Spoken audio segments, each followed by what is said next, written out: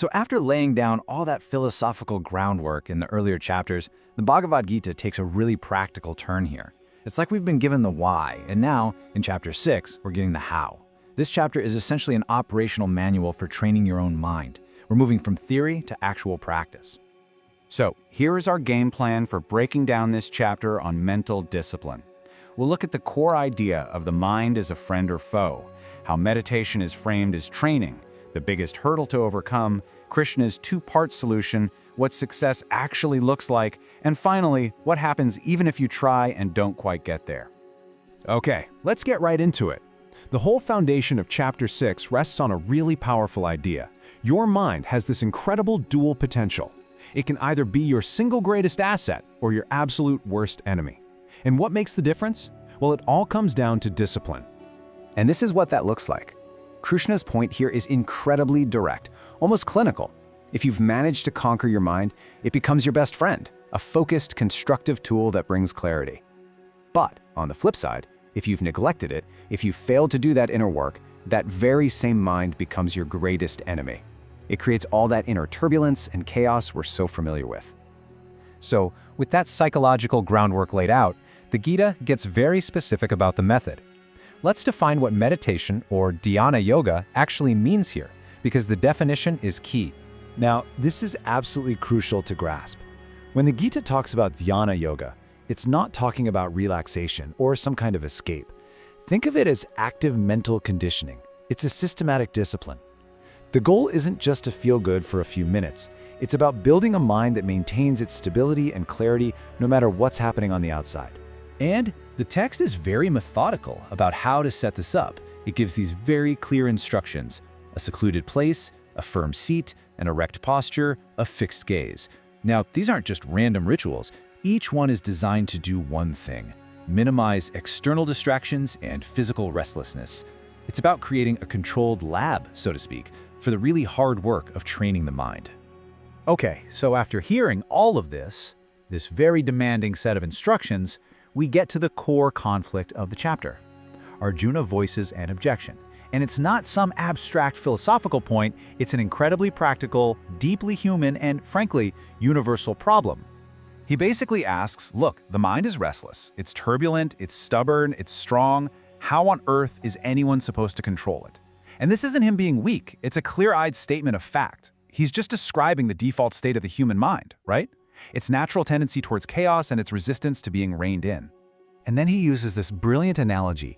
To subdue the mind, I think, is more difficult than controlling the wind. And that just says it all, doesn't it? It perfectly captures the sheer scale of the challenge. For anyone who's ever sat down and tried to quiet their own thoughts, this comparison just rings so true. The text is validating the difficulty. It's not pretending this is easy. So what's Krishna's response? He doesn't dismiss Arjuna's concern. He doesn't say, just try harder.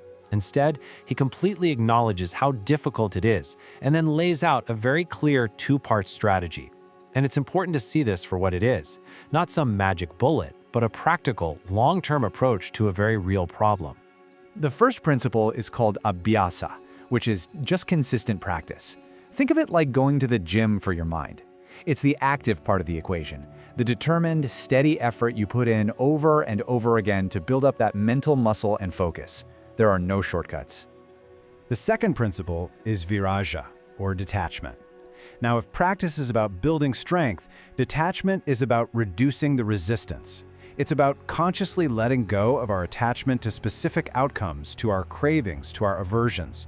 You're essentially cutting off the fuel supply for the mind's agitation. When you do that, the job of focusing becomes a whole lot more manageable. And here's another key point.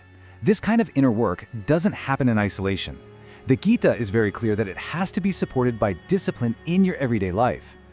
Regulation in what you eat, how you sleep, how you work, even how you relax. An out-of-control lifestyle creates a chaotic mind. They're linked. You can't have one without the other, which makes the whole process of meditation almost impossible otherwise.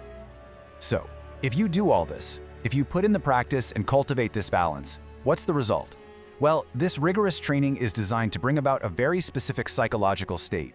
And this is what it looks like. The end goal here is profound psychological resilience. I love this analogy of a flame in a windless place. It's just still, steady, and bright. It describes a mind that isn't constantly being blown around by external events or internal desires. And let's be clear, the goal is stability, not some blissful or ecstatic state. It's about unshakable clarity. Okay, so after hearing the goal, Arjuna asks another really important question, one that probably occurs to all of us.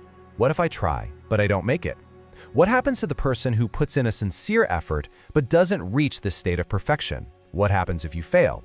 Before we get to Krishna's answer, let's just pause and think about the relevance of this right now. What we're talking about is fundamentally a system for training attention. And we live in a world that is literally designed to fragment our attention, right? With every notification, every ping, every endless scroll. So in this context, the ability to control your own focus isn't some abstract spiritual quest. It's an incredibly practical skill for making clear decisions, for performing under pressure, for anyone in any kind of demanding role. And this brings us to Krishna's answer. He gives this powerful reassurance: no one who does good work will ever come to a bad end. Essentially, sincere effort is never, ever wasted. Whatever progress you make is carried with you. So this whole thing isn't an all-or-nothing game. It's a long-term, cumulative process. Every single attempt matters. And that's how the chapter concludes, not with some big, triumphant promise of an easy win, but with this quiet, serious understanding that mastering your own mind, well, that's the necessary next step on the path to clarity.